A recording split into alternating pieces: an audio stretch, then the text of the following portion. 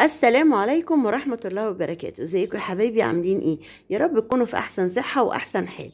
النهاردة عملنا الحلويات الجميلة جميلة جميلة جدا دي حلويات صيفي حلوة جدا، سهلة جدا، سريعة جدا، من غير فرن ومن غير بوتاجاز. يلا بينا نقول بسم الله ونبتدي النهاردة. معايا كمية من البسكوت السادة، الكمية اللي تعجبك، سواء هتعملي طبقة واحدة أو طبقتين. طبعا الكمية دي يعني على حسب احتياجك انت ليها. ومعايا معلقتين من السكر، معلقة من الكاكاو، معلقتين من النشا أو معلقتين من الكاكاو، ومعايا جيلي، ومعايا كوباية من اللبن، ومعلقة من النسكافيه، ومعلقة من الكاكاو الخام. يلا نقول بسم الله ونشوف هنعمل ايه النهاردة. هنحط الكاكاو والنسكافيه او اي قهوة سريعة الذوبان، هنحطها على اللبن وندوبهم كويس، بحيث ان هما يبقوا خليط سائل واخد طعم القهوة واخد طعم الكاكاو. سائل اللي هنبل فيه البسكوت ده، ده اساس طعم البسكوت، ده اللي بيديله الطعم الجميل جدا بتاع القهوة والكاكاو كشوكولاتة، كنوع من الشوكولاتة. هنعمل ايه؟ هنبتدي ناخد البسكوتة ونبلها في السائل دوت ونرصها في الصينية. سهلة جدا، بسيطة جدا، مش مكلفة ومش بتاخد اي وقتها كله في ان الطبقات بتاعه الجيلي او طبقة المهلبية او الكريم شانتيه انها تجمد بس في التلاجة، ده وقتها. هنرص مع بعض البسكوت كله، سهل، بطريقة سهلة وبطريقة بس اهم حاجة ما تبقيش سايبة فراغات بين قطع البسكوت، يعني تبقى كلها متماسكة مع بعضها. خلاص رصينا البسكوت كله في القالب او في الصينية على حسب المتوفر عندك، وهنبتدي نعمل الطبقة الاولى من الحشوة للكيك ديت. هي كيك البسكوت تعتبر. معايا معلقتين من الكاكاو، معلقتين من النشا، معلقتين من السكر. هندوبهم كلهم في حوالي ربع او نص كيلو لبن او الحليب، نص كيلو من الحليب. طبعا كله يعني الكمية الحليب على حسب الصينية او القالب اللي انتي عاملة فيه. انا مناسب ليا ان انا هعمل نص كيلو في القالب ده 28 مقاسه 28. هدوبهم كلهم على البارد لما النشا يختفي خالص، وبعد كده هنرفعهم على النار. هنرفعهم ونديهم غلوتهم ونسيبه يهدى شوية. هو زي ما انتوا شايفين القوام بقى عامل زي المهلبية، بس مهلبية شوكولاتة. هنقلبهم كويس ونسيبهم يهدوا الى حد ما يبقى الخليط دافي. هعمل ايه بقى مع البسكوت؟ هحاول ابل البسكوت تاني بالسائل اللي انا كنت بسقي فيه، او ان انا ببل بيه البسكوت. هديله بس كده رشة بحيث ان البسكوت كله يطرى كويس. البسكوت لما بيطرى بيبقى واخد قوام الكيك شوية، بيبقى طري مش ناشف، وبيبقى حلو قوي. وطعما طبعا البسكوتة دي طعمها اصلا حلو، فبتدي طعم حلو قوي للكيك ده.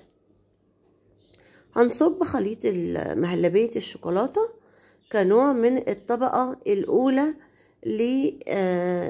للكيك او تورتة البسكوت. دي الطبقة الاولى، طبقة مهلبية الشوكولاتة. هفردها كويس قوي وما سيبش اي فراغ في الصينية زي ما انتوا شايفين. وبعدين هدخلها التلاجة تتماسك شوية، ونشوف هنعمل ايه في الطبقة التانية. شايفين انا خرجت منها كل الهواء، خليتها قوام متماسك شوية. هنا خلاص بعد ما خرجت من التلاجة هنبتدي اجهز بس الطبقة التالتة على النار وتهدى، علشان ما تاخدش مني وقت. هعمل ايه؟ حطيت 3 معالق من النشا مع معلقتين او 3 من السكر حسب التحلية اللي بتحبيها.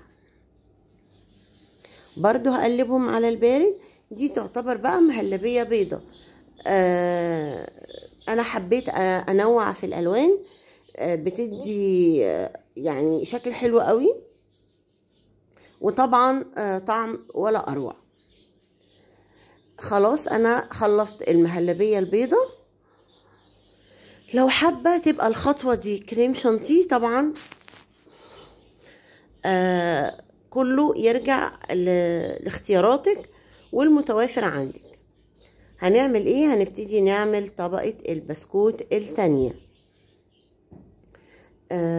انا حبيت اعملها طبقتين من البسكوت علشان تبقى متكاملة، يعني تعتبر زي التورتة بالظبط.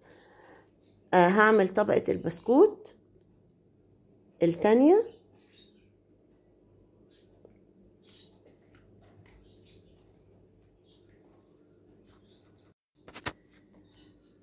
بعمل كده طبقة البسكوت التالتة. يا ريت لو موجودة معايا لحد دلوقتي تشرفيني باللايك والشير والاشتراك وتفعيل الجرس عشان يوصلك كل جديد، اذا طبعا عجبك الفيديو. دي كده الطبقة التالتة. برضو الى حد ما حاولنا انها تبقى مفيش بينها فراغات كتير، والمهلبية هديت والى حد ما برضو بردت. هنغطي بيها طبقة البسكوت كويس جدا زي ما انتوا شايفين برضو، ونخرج منها كل الفراغات وندخلها التلاجة ترتاح شوية. كده انا فردت طبقة المهلبية كلها. هبتدي اعمل الطبقة الرابعة. الطبقة الرابعة بتاعتنا ايه؟ جيلي. معايا 3 اكياس من الجيلي اللي هو بيبقى عرض 3 في علبة واحدة. طبعا نوع الجيلي اللي يعجبك. انا اخترت جيلي الفراولة، ولادي بيحبوه جدا. غليت 2.5 كوباية او 3 كوبايات من المية، ودوبت فيهم الجيلي. طبعا لازم تبقى المية مغلية سخنة جدا. في طريقة الجيلي الطبيعية ان احنا بنحط قدام كل كوباية سخنة كوباية ساقعة بعد ما ندوبه. فانا مش هحط ال3 كوبايات المية الباردة، انا هكتفي بالقوام كده علشان يبقى قوام متماسك جدا جدا جدا. القوام بالشكل ده هيعجبكم قوي قوي قوي. درجة التماسك بتاعته هتبقى حلوة جدا جدا. بس اهم حاجة ما تغلطوش غلطتي هي ايه؟ ان انا حطيته وهو لسه دافي شوية. الجيلي بالذات عايز يتحط وهو الى حد ما ماسك نفسه، يعني كنت اصبر عليه شوية، لان الحركة دي خلت الجيلي ينزل تحت، يسقط تحت، وتبقى الطبقة اللي على الوش برضو بيضة. طب ايه الحل؟ عملت طبقة جيلي تانية.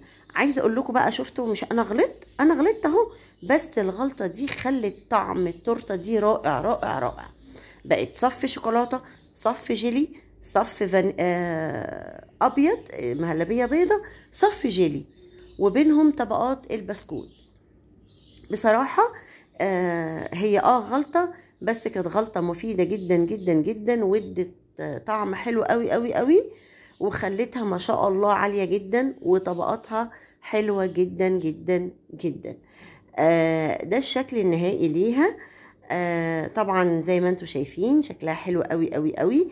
يلا نقطعها مع بعض ونشوف شايفين طبقة الجيلي متماسكة قوي، ماسكة نفسها، مش زي الجيلي العادي اللي احنا بنعمله بكوبايتين من المية للكيس، كوباية مغلية وكوباية باردة. وقطعتها وادي شكلها. يا رب تعجبكم، ويا رب يكون الفيديو عجبكم، ويا ريت يا ريت يا ريت تقولوا لي رأيكم في الكومنتات، تجربوها بالغلط اللي انا غلطته، هتلاقوه حلو قوي قوي قوي.